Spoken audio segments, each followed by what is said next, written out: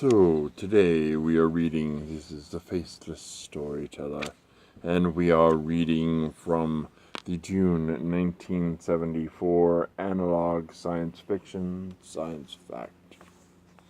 And it's a story by Sydney Van Scyoc, or Scyoc, depending upon pronunciation, and that we shall inherit the stars.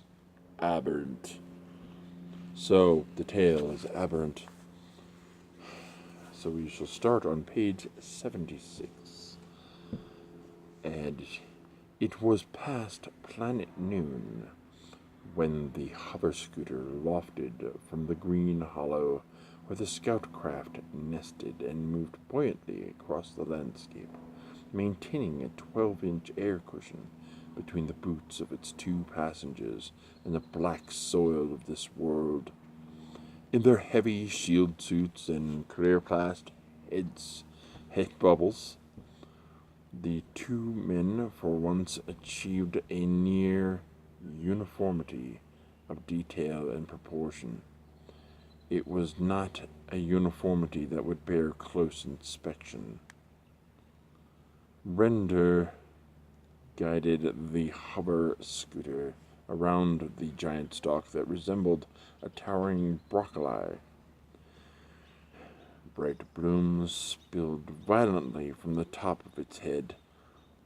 At the ground level, vines fought for space, mingled with clusters of dull green leaves, with leaves of such high metallic gloss that they mirrored sunlight in painful flashes. Springing through the viny carpet were waist-high plants with large, heavily bearded leaves, intermingled with many species that would have looked at home on Earth in any uncultivated field. Ute Vance took no bucolic pleasure from the tangle of leaf, stalk, and vine. He was too aware of his people in orbit above, anxious to learn if they could claim this world, or if they must pass deeper into the void to establish their place. Ute glanced at Render. Like any spacebound normal, Render had come aboard at Earthport, already shield-suited, and he had never shed or changed the suit over the months of the journey. Nor had he ever removed the head bubble. The air he breathed was scrupulously filtered before entering his tank. Technology had extended itself fully to protect his chaste genetic material from the warping rays and mutagenic gases that lay beyond Earth's solar system. Technology had extended itself less enthusiastically in the direction of comfort. Ute squirmed inside the suit he had pulled on 10 minutes ago. Render's terseness, his bared, lashed anger, his barely leashed anger, Render's terseness, barely leashed anger. Ute had assumed these spoke his distaste for genetic aberrants he ferried. But now Ute tasted shield suiting. He wondered if Render's spleen didn't seem to at least partially stem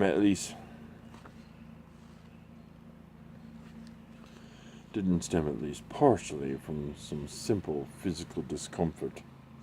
They moved across the land. A sporadic stand of corn appeared, perverted from its original form after 2 centuries of radiation from an alien sun. Some stalks were willowy, others massively thick.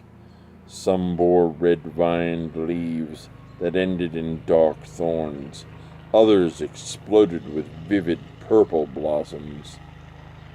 Looks like the edge of the cultivated area, Ute observed. Obviously.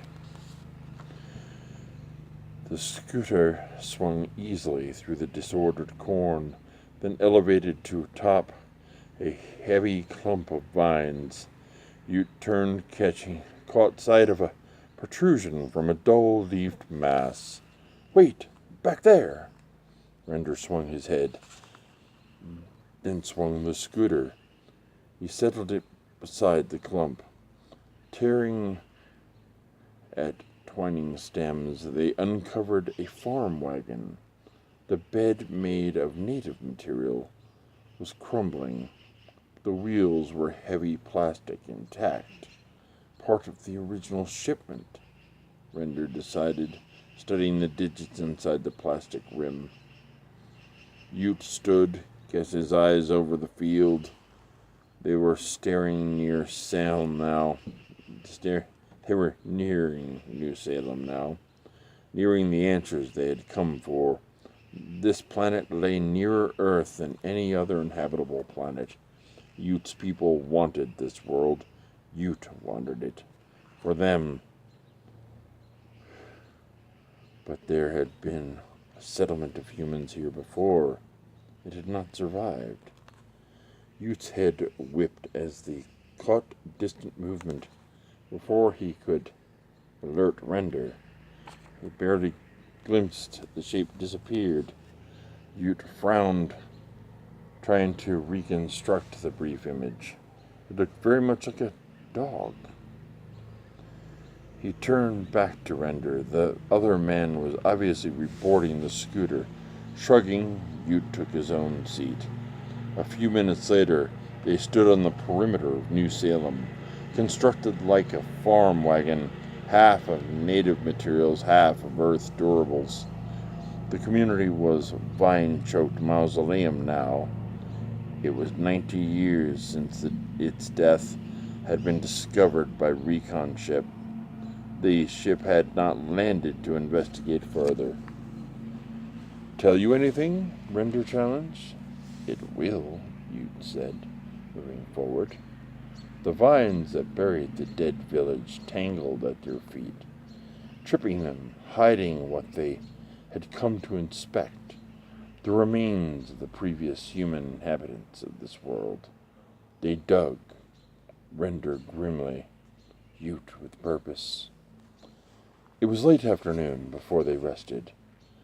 Then they sat on a plastic slab before a half-collapsed structure.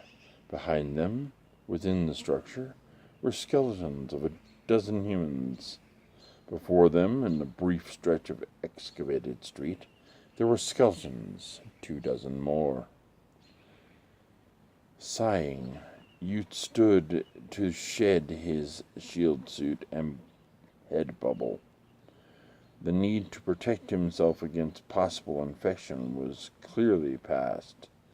They all died of violence, he mused, flexing his spider-long limbs, stretching his abbreviated torso. His head was heavy and malformed, every one of them. Crushed skulls, shattered rib cages, smashed spines. The inhabitants of New Salem had killed each other with pitchfork, club, axe, and gun. Their weapons remained to tell the story. Render grunted. And they weren't fighting over food. They discovered extensive stocks of preserved food nearby. Ute's mind labored to comprehend the carnage. This community, after all, had been founded by pacifists, people who had left Earth in a body all major races of man represented to protest the violence rampant there.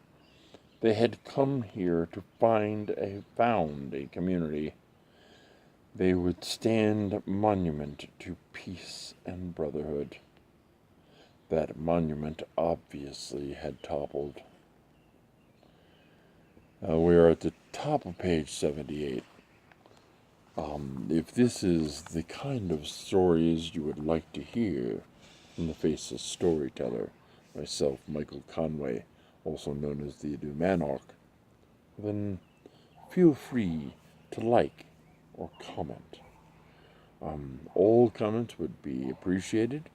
I will be reading short stories, excerpts from short stories, as well as full short stories from a variety of authors, including Isaac Asimov and Ben Bova and such. So if this is what you would like to see more of, feel free.